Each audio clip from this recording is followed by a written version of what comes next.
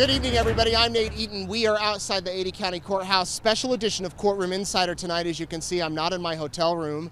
I'm here at the courthouse because the jury is deliberating in the Chad Daybell case. They walked out of the courtroom this afternoon around 4:32 p.m., and they have been deliberating ever since. And because of that, I'm not leaving the courthouse. I'm staying here until we get a verdict. Or if the jury dismisses tonight, I'll go back and hopefully get a couple of hours of sleep and be back here in the morning. Don't worry, I have some wonderful people that are saving my seat upstairs. But as you can see, we have several law enforcement officers. Jordan, why don't you pan over here? Rocky Wixom is leaving the courthouse at the moment. If we need to move a little bit, Rocky Wixom is one of the deputy prosecutors with Fremont County. Sheriff Humphreys was in front of him.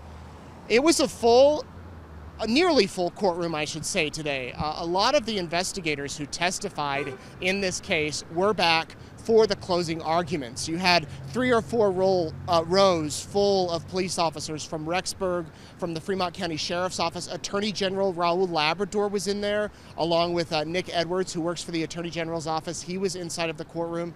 And so here we might get a glimpse of some others who are leaving the courtroom today. Court started around 10 o'clock this morning. The first thing that the judge did was read through jury instructions. There were 41 jury instructions, and these included things as simple as the definition of conspiracy to more complex jury instructions that the jurors might need to read, 1 or 2 or 3 different times. I'll go through some of these examples of some of these instructions that they were read. One of them dealt with exhibits. The fact that all of the exhibits will be in the jury room as they deliberate, except for the pickaxe and the shovel. And if the jurors want to see those items, they can request to see those items. They talked about how there will be 8 simple questions on their form. Question 1, is Chad Daybell not guilty or guilty of conspiracy to commit first-degree murder of Tylee Ryan and grand theft by deception? And then it goes through all of the questions. All of the jurors will fill out these forms. They'll mark them guilty, not guilty, and then once they're ready to be done with their deliberations, they'll turn those in. Here we have, let's show more of the officers leaving. There's Officer Kai Kamanu. He was in the courtroom the entire time, every day. We have Detective Eric Sargent with Rexburg Police, Ray Hermosillo with Rexburg Police. He's walking out. We have Bruce Mattingly. He's a detective with the Fremont County Sheriff's Office. They have been here. They have put in who knows how many hours over the years, the 4 years that they've been investigating this case, nearly 5 years, thousands and thousands of hours. And over the past 8.5, 9 weeks, they've been at this courthouse waiting to testify. All of those guys that just walked out, I believe, did testify. Hermosillo was called to the stand 3 times, not only as a main witness, but as follow-up witnesses. They recalled him 2 or 3 times. So you just imagine what's going through their mind tonight. You imagine what's going through the minds of the prosecutors, what's going through the mind of John Pryor, what's going through the mind of Chad Daybell. They all have given their all, or at least as much as they thought that they could give their all over the past 8 weeks, and here we are. There are now 12 jurors in sequestration who will decide the fate of Chad Daybell. Not only are there 12 jurors, there's 5 alternates who are also in sequestration. So those guys didn't get to go home today.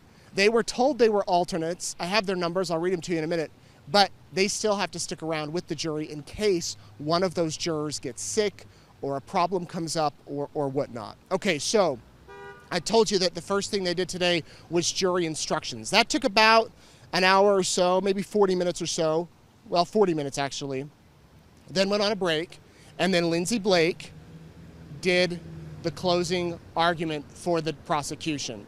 And it was about an hour, nearly 2 hours actually. She went in depth. She went into, almost every aspect that you can imagine with the case. She started off by playing the jail phone call between Chad and Lori on June 9th of 2020 as the cops were searching the property. There was that infamous phone call where Chad and Lori spoke with each other.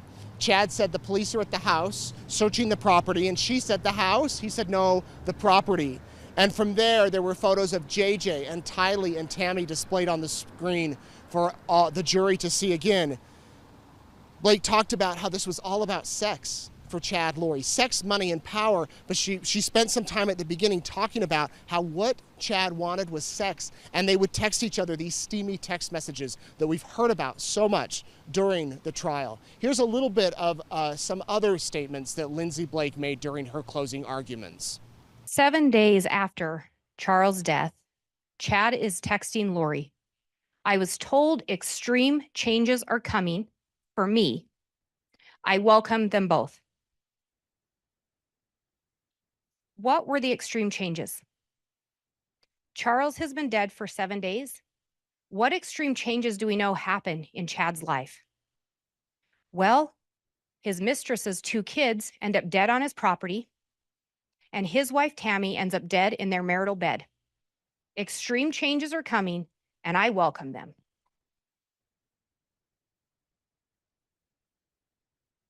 Chad and Lori engage in further text conversation throughout that month of July. Chad, at this point, they've started to talk about labeling people as dark. And again, Chad is the one that can do that. They start talking about death percentages. Chad, again, is the only one that can determine someone's death percentage. How close someone is to dying is determined by Chad Daybell. He tells Lori in this message, and keep in mind, he is talking about toddler children, young children. He decreased the pain tolerance to 1% and greatly increased his pain. He then asked Lori, do you want me to cause pain to those 2 3s? Who are the 3s? Again, remember, when someone's light or dark, there's also generally a numeric value or a numeric number assigned to that. In this case, 3 3s. So they were 3 dark. He ends up saying, yes, if they are going to act up, we'll at least give them a reason to scream. These are young children. And specifically, these are the children of Melanie Pulowski that are being referenced. Right after saying he's going to give these children a reason to scream, I love, cherish, treasure, and adore you. He wants to be with Lori Vallow. Now, another key point that Lindsay Blake made was that Lori continually went to Chad for guidance. For instance, when Tylee Ryan was deemed dark, Lori asked Chad when things were going to be happening with Tylee Ryan. And when Zulema visited Lori and asked Lori where Tylee was after she was killed, Lori said, don't ask. Yet she continued to receive Social Security payments, not only for Tylee, but also for JJ after Tylee died. After JJ died. That's what the evidence showed. Lindsay Blake talked about how Melanie Pulowski turned to Chad, thought Chad was like a father. She would turn to Chad, she would ask for guidance. She reminded the jury, Lindsay Blake did, about Brandon Boudreaux and him being shot at in Arizona. She talked about how the behavior of Chad changed. When Chad was having this affair with Lori and they went down to Utah, they stopped in at Samantha and Jason's house. Chad didn't even get out of the car. It was late at night too. Tammy got out of the car. And of course she talked about Tammy's health. That was a big point over the defense, that Tammy was in ill health. Tammy's health was failing. Lindsay Blake argued that. Here's what she said. Chad submitted claim forms to Primerica and to LifeMap. On both claim forms, he indicated the cause of death was that she died in her sleep. Chad then received and deposited $300,000 from Primerica on October 31st of 2019, and then deposited $130,000 from LifeMap on November 8th of 2019. Again, on both claimant statements, he put the cause of death was she died in her sleep. And maybe more telling on LifeMap, because Chad told people that Tammy was having medical issues. She was having trouble breathing. She was having shaking fits, dizzy spells. He provided information to try to explain her death. However, on the LifeMap claim form, under the question, when did the health of the deceased first become impaired, he wrote October 18th of 2019. one of the things that Lindsay Blake continually stressed during her closing argument and during her rebuttal closing argument is that Chad Daybell, all he had to do was advise, encourage, or plan the murder to be found guilty. He didn't actually have to be the one committing the murders. And she really tried to stress that to the jury, that all he had to do was advise or counsel. And she said that the evidence they presented over the past 8+ weeks showed that Chad Daybell was involved in that. Okay, so Lindsay Blake's closing argument took about 1 hour and 54 minutes. We then had a lunch recess. Then it was John Pryor's turn to give his closing argument. He got up and he promised that he wouldn't take 2 hours, but he took about 1.5 hours. It was pretty close. He said he had 15 slides to go through. He reminded the jury that the burden of proof was on the state, that the state is the one that had to prove Chad Daybell was guilty beyond a reasonable doubt. Chad Daybell never had to take the stand. They never had to present any evidence showing that Chad was guilty.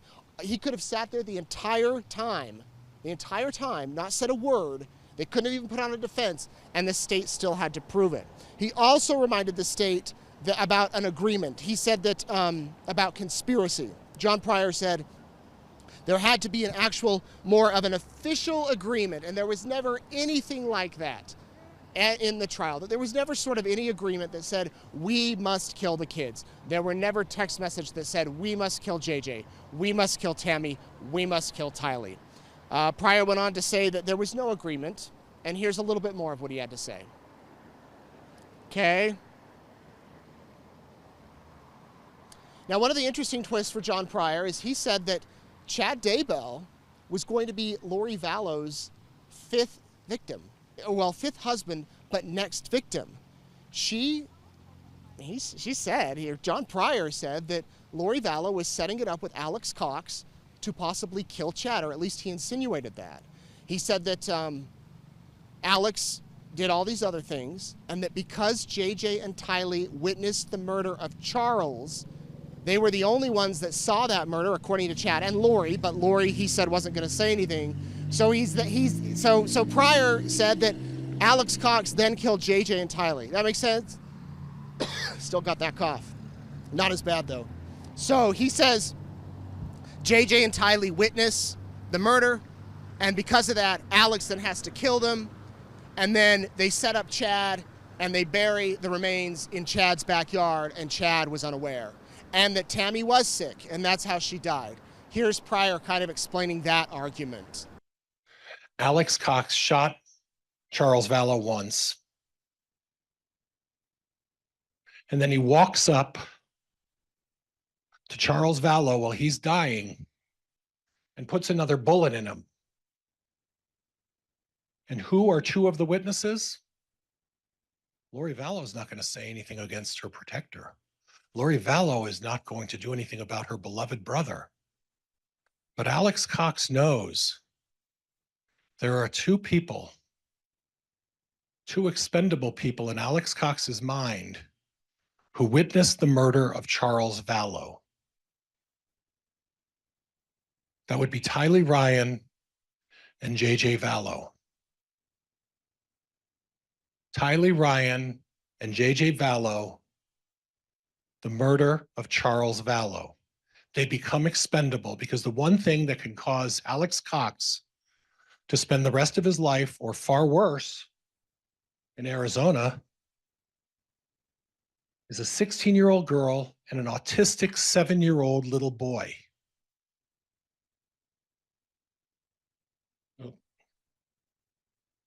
Chad Daybell was not charged in that. Lori Vallow's charged. Again, what I told you before, we had Officer Duncan. No reasonable likelihood of conviction of Chad. Lori Vallow cared about a couple of things. Lori Vallow cared about money, and she cared about Lori Vallow, and she cared about Alex Cox. Now, how do we know Lori Vallow cared about money? We know Lori Vallow cared about money because I believe it was the 3rd husband, Joseph Ryan. You heard evidence from the witnesses. Lori Vallow collected the insurance proceeds from the death of Joseph Ryan. Then the state went on and put on a tremendous amount of evidence.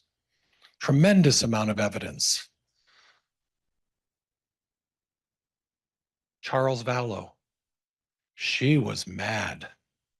She was really mad. She didn't get the money. Kay Woodcock is on top of it. She stopped that. And even when Lori tried to get the beneficiary changed, Lori didn't get her greedy hands on the money. And then what happens? The next victim,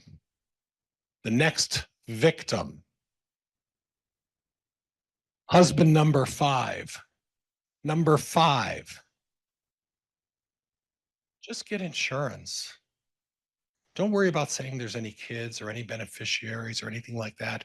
Honey, just say it's me and you. And while all of this is going on, all of this is happening, Chad's really good friend, Alex Cox, really close friend, is Googling how to put a bullet through the windshield in the side of a black Dodge Dakota that Chad Daybell primarily drives. The target was not Tammy Daybell. It was not Tammy Daybell. You heard testimony about the insurance. The target was not Tammy Daybell.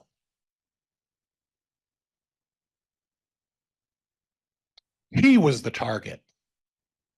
Now, John Pryor went on to say that police did not do an accurate, full investigation, that they set their targets on Chad and Lori, but Chad, of course, his defendant, and that they went with that. They tried to find evidence to confirm that it was Chad. And he spoke for about an hour and 19 minutes. He also said that Chad Daybell was being a traditional Mormon, that these light and dark settings are common religious belief among Mormons, according to John Pryor. And he did admit at one point, with Chad shaking his head no, or kind of nodding his head, he said about the patriarchal prayer, he said, and I still don't know what he's talking about in that patriarchal blessing that Chad gave to Alex. He said he didn't know what the religious stuff was, and he told the jury over and over, you don't have to believe this stuff. You don't have to believe this stuff, but he has the right to believe what he wants to believe. All right, so Pryor took about an hour and 19 minutes. By the way, we've cut out the arguments for the prosecution and the defense. We've put them on our YouTube channel. You can go watch them in whole. We then took another recess, and Lindsay Blake had about a 30-minute rebuttal. And she came back and basically tried to, tie up any loose knots, any loose arguments. She said the state recognizes they have the burden of proof. By the way, if our lighting's going crazy, it's because the clouds keep covering the sun. But we've had beautiful weather all day long, by the way. I don't know, I've been inside the courthouse, but Jordan's been out here. Yesterday it was so hot, and then we got a downpour of rain, and today's been perfect. So anyway, just letting you know about the weather report. I didn't do weather, but maybe I can get a green screen and put it here. Anyway, sorry, distraction. It's been a long day. Okay, so we're talking about rebuttal for Lindsay Blake. She said, we fully acknowledge it was our burden of proof, and we believe we have proved our case. Talked about the upstairs, that there was an upstairs in the cozy cone of Chad's house. Talked about that JJ and Tylee were both, Lori continued to get money after JJ and Tylee died, and Lori was consulting with Chad about those funds. Again, that it was money, sex, power that were the motivating factors between them. And the recordings that she wrapped up her, hi dude, how are you? You want to say hello? Hi. What's your name? Isaac. Isaac, I'm Nate. Good to meet you. And what's your name? Owangia. And what are you guys doing down here? We're just trying to find a swimming pool. Okay, I wish I was going swimming. It's not that. Okay.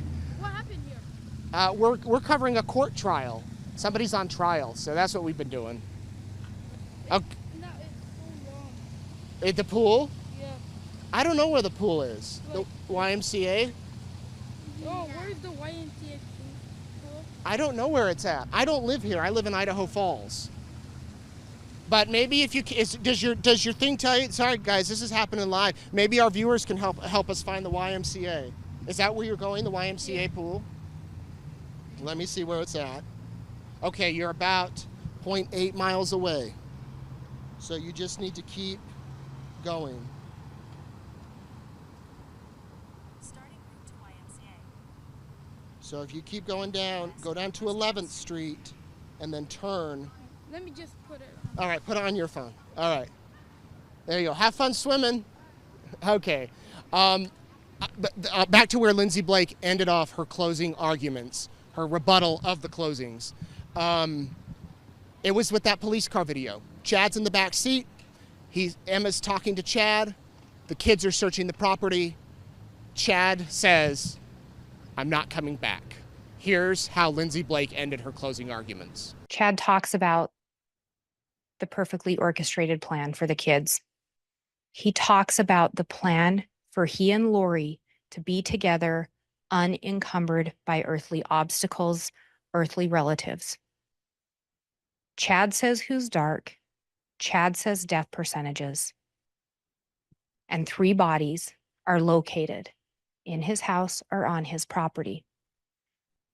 3 bodies that belong to people that were obstacles for him getting what he wanted, that were obstacles for he and Lori to end up together in Hawaii, just the 2 of them. It's go through July 15th. So you shouldn't have any bills to worry about.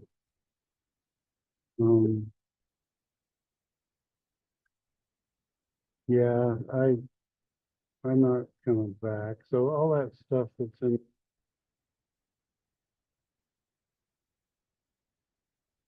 That is body cam from June 9th. I think it says June 9th, 2024. That would have been June 9th of 2020. On June 9th of 2020, the bodies of Tylee Ryan and JJ Vallow were discovered on Chad's property. Chad's response, "I'm not coming back." Ladies and gentlemen, I ask you to hold the state to our burden. Review the jury instructions. Apply your common sense. Review the testimony. Give it the weight you think it's due, the testimony and the evidence in this case. Thank you. And after that, the judge said, "Okay, we're done, almost done." What he had to do then was choose the alternate jurors. 5 numbers were drawn at random by the clerk. Juror number 6, a man. Juror number 16, a woman. Juror number 18, a woman. Juror number 17, a man. And juror number 13, a woman. So 3 women and 2 men are alternates. Doesn't mean they get to go home. It means they went with the other jurors to their sequestration area in the courthouse. And if they're needed, if one of the jurors gets sick, the alternate will come in and take their place. So now we wait. After that, the jurors left the courtroom. The judge said, "We're in recess." He told the attorneys to stay nearby, to stay close. We're staying nearby. A lot of people in the courtroom have left. Some are waiting up in the hallway, and I don't know how long we'll be here. I mean, maybe in an hour, the jurors will decide to go back and get some sleep. We'll see if dinner's brought in. But I did want to play a little interview I did just a few minutes ago with a woman that came today for the very first time to court, and she's never been here before, and she shared her thoughts. She lives here in Meridian, near Boise. She's followed the trial closely, and I asked just what her overall take was of what happened today, and here's what she said. Okay, so I'm here with Christina. She is from Meridian, and today was your first day coming to court, and what a day. You kind of came on the last day. What'd you think overall? I was excited to see the process kind of unfold. I've been watching every day or your show to get the recap at night. And I was really surprised at my feelings being in the same room with Chad Daybell. I wasn't really prepared for that. What do you mean? Well, I have kind of had this like animosity, I feel like, and it was a little bit nerve-wracking to be in there with somebody with those kinds of accusations that have been made. But then also there was that little smidge of this is really sad, and I feel sorry that this is happening, and how many people it's affected, and how many people are here every single day. I mean, the people that have been coming like every single day, that was impressive to me. They're like a little family. I mean, we shared some lunch items together, and I felt part of their family for today. And then just watching it unfold, and Lindsay Blake is incredible. I felt like she did an amazing job. And then John Pryor, he did his job, right? I mean, I didn't love everything that he said. When you speak ill of law enforcement with me, that's a red flag. And to throw out Kay like he did, I don't like that. But I'm grateful I got to see the process unfold, and just the professionalism overall in the courtroom was impressive. So then the jury was dismissed. They went out. How long do you think?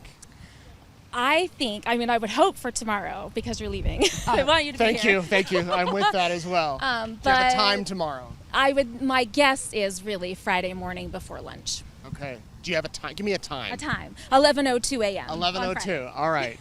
Anything that you want to add about your observations? Nope. Just grateful to have had the opportunity to be here today.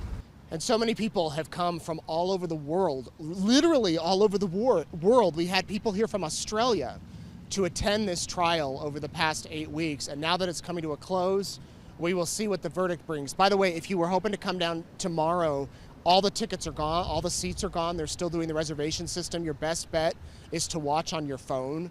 And when the verdict is ready, when the verdict comes down, we will get about a 20 to 30 minute heads up, if that. So immediately we will come on. I will put out a tweet. I will put it on my Facebook. We'll put it on YouTube. We'll start streaming live, and you can just tune in, and we will see what the verdict brings. If it is guilty, and there are the aggravating factors on the murder charges, then we'll go straight into the penalty phase. We will hear from the victims' families if they want to speak. We'll hear from Chad Daybell if he wants to speak. We haven't heard from him at all. He didn't testify, but we'll hear all of that stuff as it progresses. All right, so quick cough. I do want to tell you that I'm going to be here, and I want to know when you think the verdict's going to come down. One of you emailed me upset saying that I was making this a contest. I'm not really making it a contest. I just want to know your guesses. You can go to my Facebook page. Please don't email me. Don't email me. I'm getting so many emails, but if you could please just go to my Facebook page, Nate Eaton Reporter, and put it there, guess on the post, and we'll see who gets it right. The date and the time.